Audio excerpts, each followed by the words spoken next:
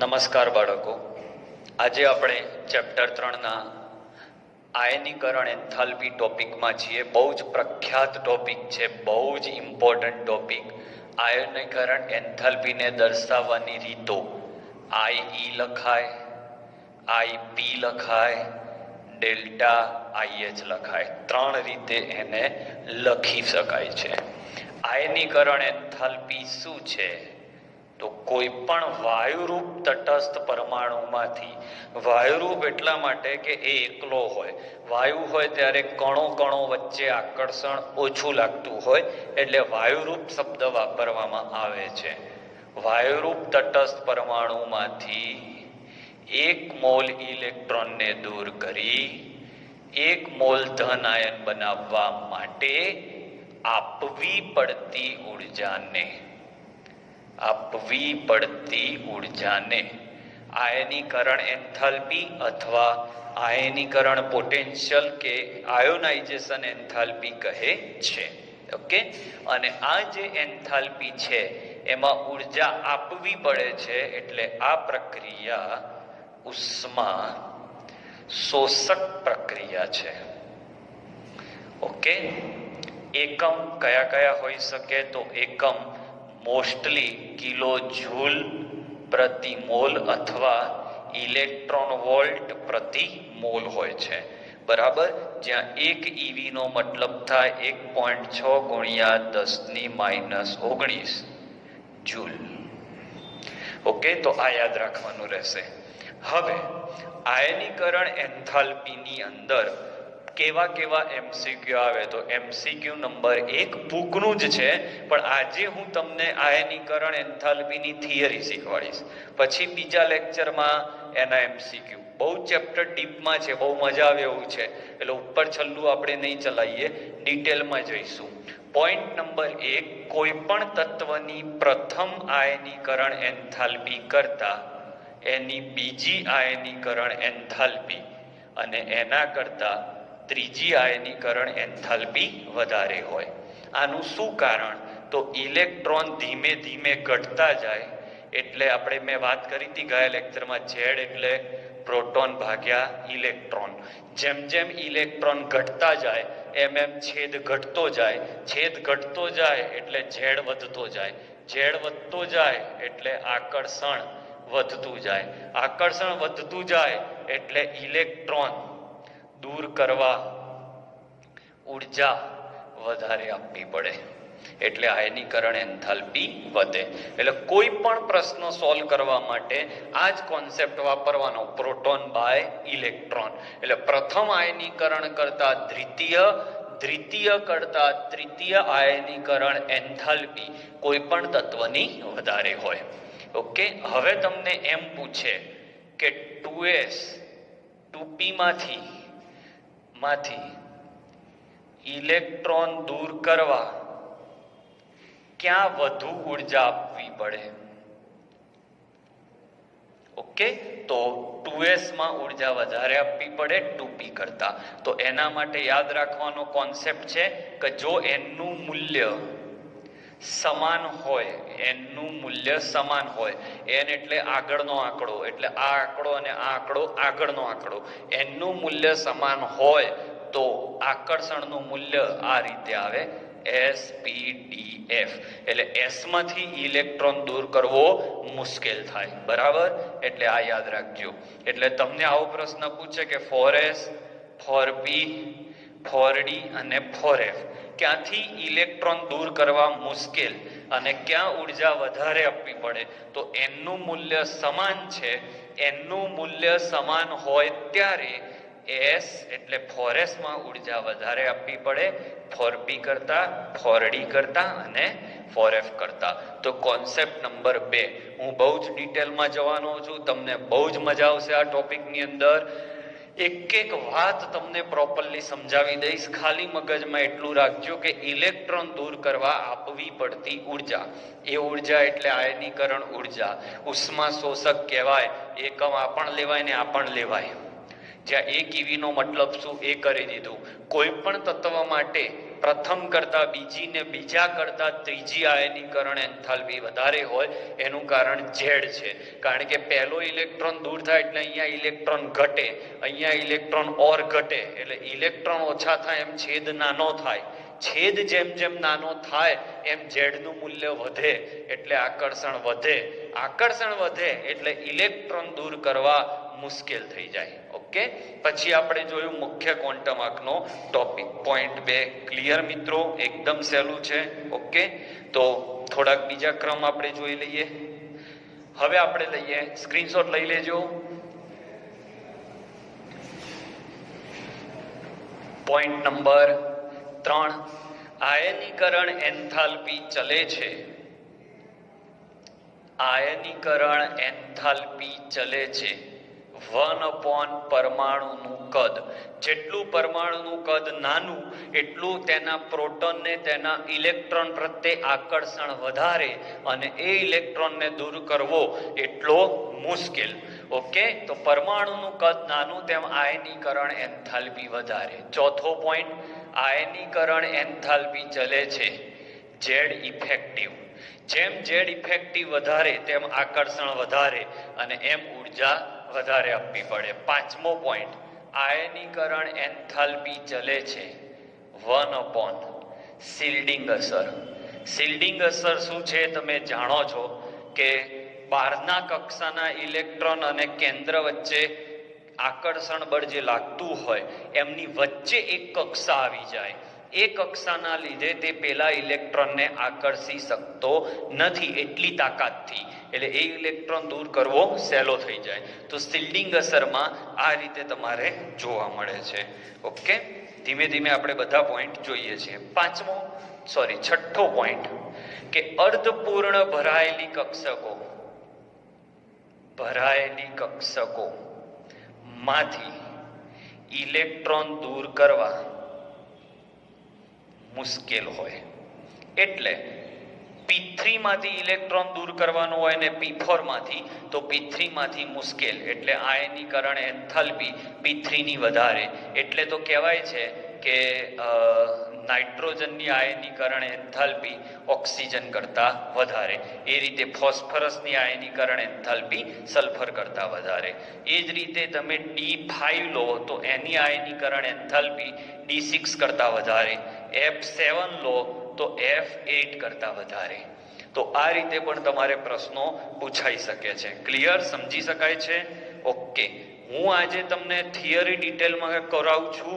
તમે આટલો સરસ ચોપડો બનાવી દેશો પછી કોઈ જ તકલીફ તમને આયનીકરણ એન્થાલ્પીમાં નહીં પડે. ઓકે, પોઈન્ટ નંબર 7 છે, જેમ ઓક્સિડેશન આંક વધે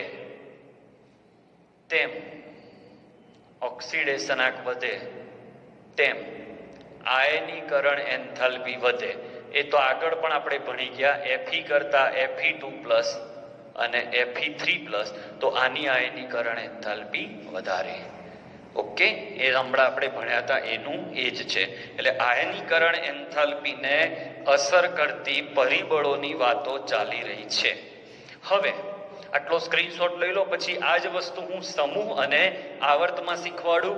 ક્લિયર થઈ રહ્યું છે બાળકો? જેના મગજમાં એક સાદામાં સાદો કોન્સેપ્ટ બેસી ગયો છે કે ઇલેક્ટ્રોન દૂર કરવા માટે આપવી પડતી ઉર્જાને આયનીકરણ એન્થાલ્પી કહે છે, એને કોઈ જ તકલીફ નહીં પડે. અને હું જે વાતો કરું એ ક્લિયર રાખજો મગજમાં. એટલે MCQ ચલાવીશું ત્યારે તો તમને બહુ જ મજા આવશે. પણ હાલ થિયરી, મારી એક આદત છે, હું માત્ર થિયરી કે માત્ર MCQ નહીં ચલાવું. હું બંને કોન્સેપ્ટને વધારે, કારણ કે ઘણીવાર થિયરી આવડી જાય પણ એને how to apply in MCQs એ ના આવડે. તમે જો ઘણા વિદ્યાર્થીઓ મારી વાત સાથે સહમત હશે કે મોટા ભાગના લેક્ચરોમાં શું હોય, કા થિયરી એની એ હોય કા 2-5 MCQ હોય એટલે તમને લાગે પૂરું થઈ ગયું. પણ એક્ઝેક્ટલી વાત એવી નથી હોતી મિત્રો. ઓકે, સ્ક્રીનશોટ લઈ લો, આગળ વધીએ. હવે આપણે આયનીકરણ એન્થાલ્પીની વાત આવર્ત અને સમૂહમાં કરીશું. તો સમૂહની અંદર ગયા લેક્ચરમાં આપણે વાત થઈ છે, સમૂહમાં ઉપરથી નીચે જતા આકર્ષણ ઘટે એટલે આયનીકરણ એન્થાલ્પી ઘટે. સાથે સાથે આ ચોપડીમાં તમને ભણાયેલું છે એટલે એમાં ટાઈમ નહીં બગાડું, શિલ્ડિંગ અસર વધે છે. ખાસ વાત તમારી સામે લખું અલગ પેનથી કે સમૂહની અંદર કોઈ અપવાદ નથી. આયનીકરણ એન્થાલ્પીમાં સમૂહની અંદર કોઈ અપવાદ નથી. એટલે લિથિયમ કરતા, સોડિયમ કરતા, પોટેશિયમ કરતા, રૂબિડિયમ કરતા સીઝિયમમાં આયનીકરણ એન્થાલ્પી ક્રમશઃ ઘટે છે. બરાબર. એની જગ્યાએ સમૂહ 2 લઉં તો BeMgAl, સોરી આવર્ત નહીં, સમૂહ 2 લઈએ.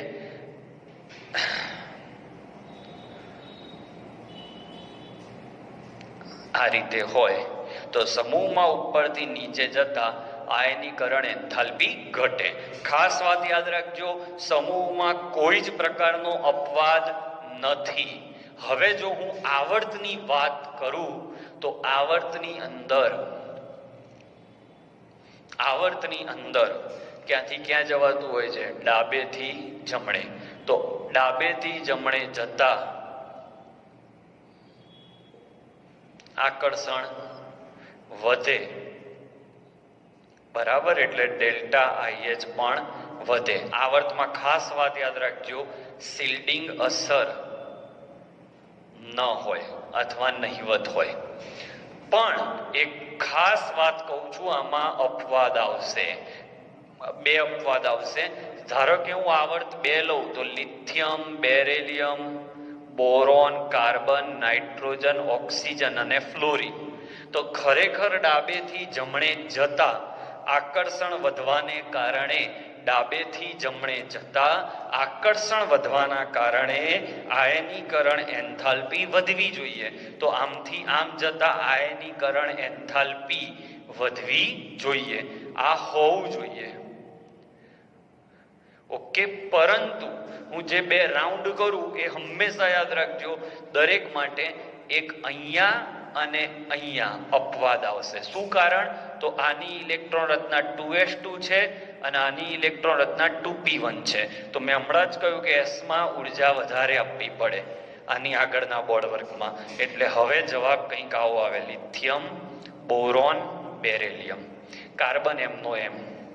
હવે વાત કરીએ N અને O માં, તો N ની ઇલેક્ટ્રોન રચના 2p3 આવે અને આની આવે 2p4.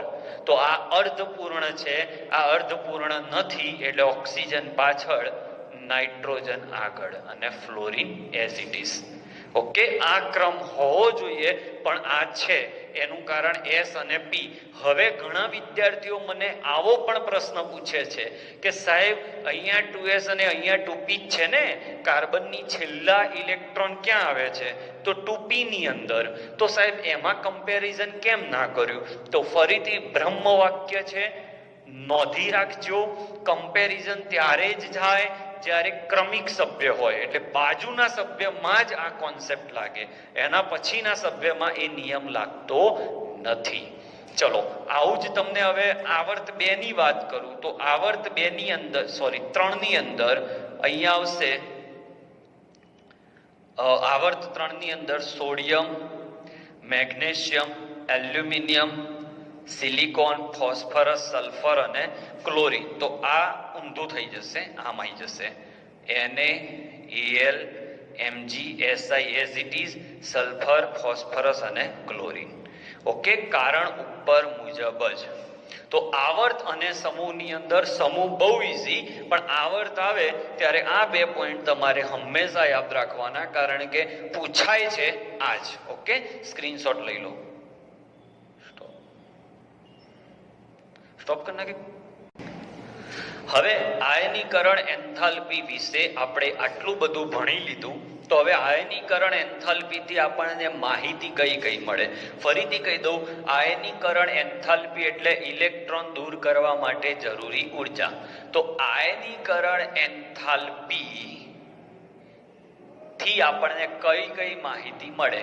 તો પહેલી વાત કરું હું ધાત્વિક ગુણ વિશે. તો ધાત્વિક ગુણ ચલે છે 1/r². આયનીકરણ એન્થાલ્પી. કેમ? કારણ કે આયનીકરણ એન્થાલ્પી ઓછી હશે તો ધાત્વિક ગુણ વધારે હશે. સાહેબ ક્યાંથી આવું લાયા? ગોખીને આવ્યા છો?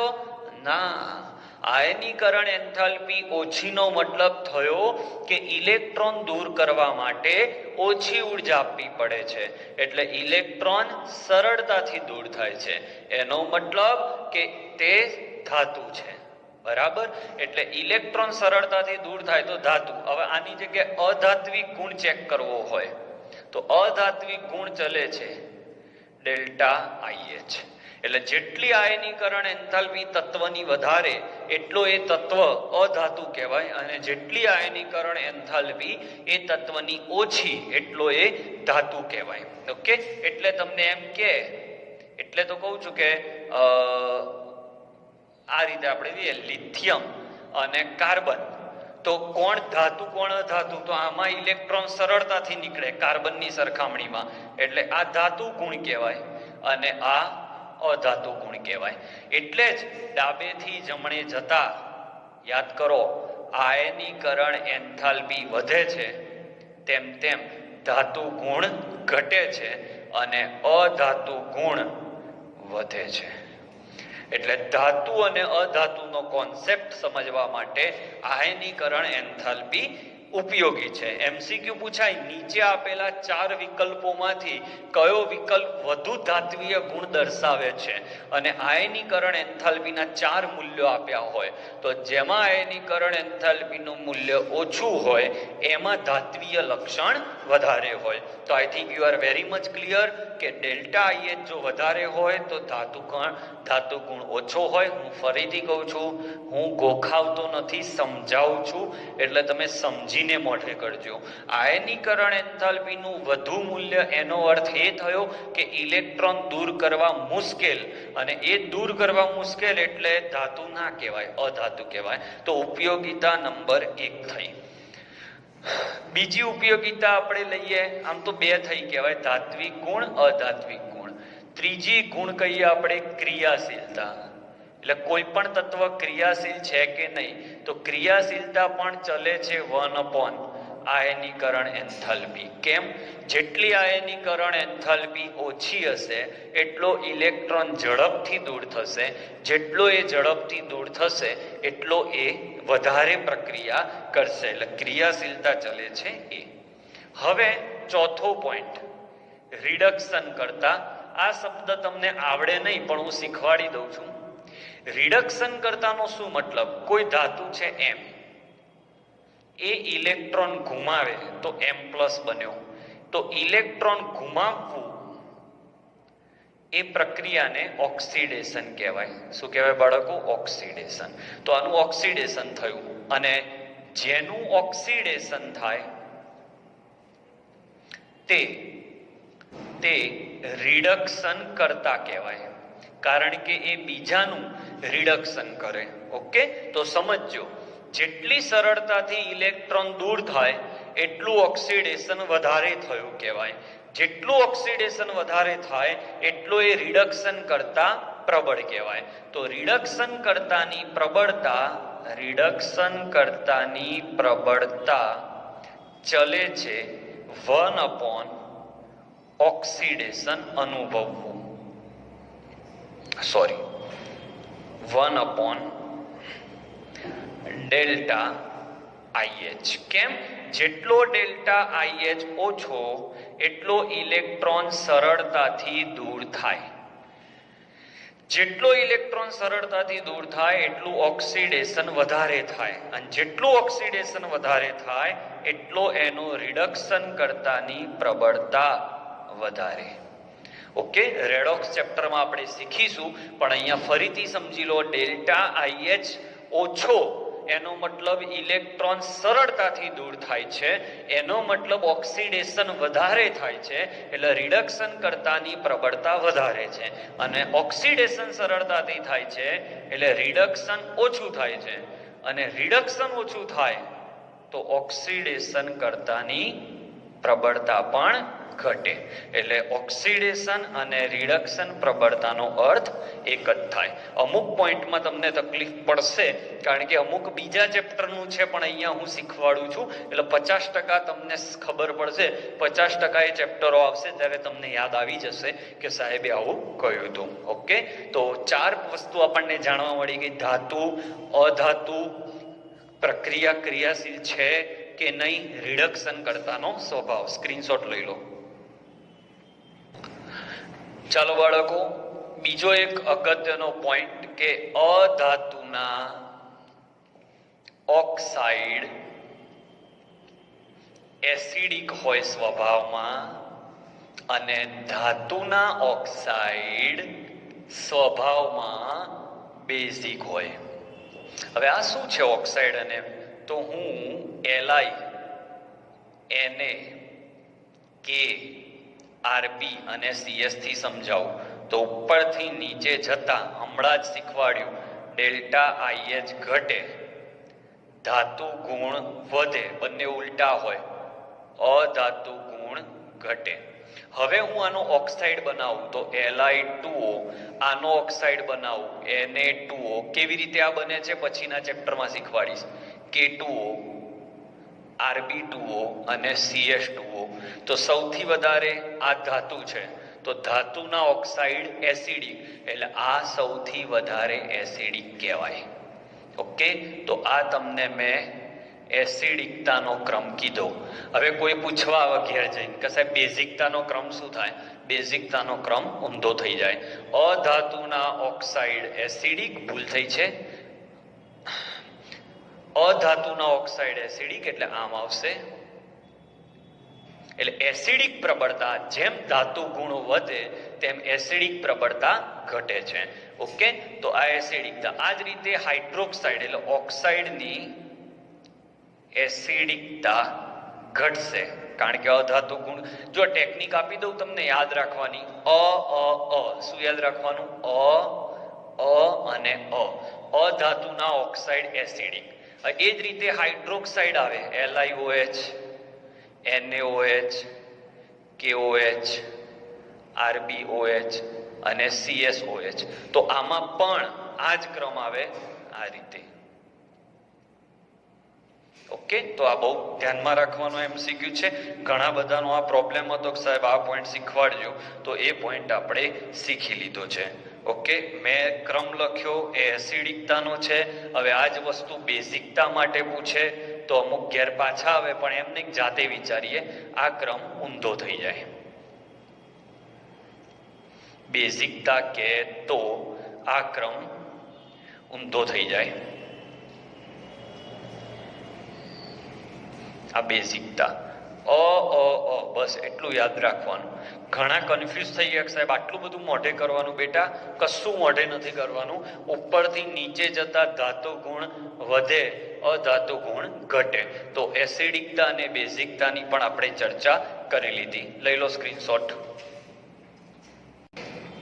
હવે આ પોઈન્ટ તમારે યાદ રાખવાનો છે કે Na માંથી Na+ અને Na+ માંથી Na2+ બને તો આ એન્થાલ્પી અને આ એન્થાલ્પી વચ્ચે તફાવત 42.7. એટલે સમજો કે આ 100 હોય તો આ 142.7 હશે.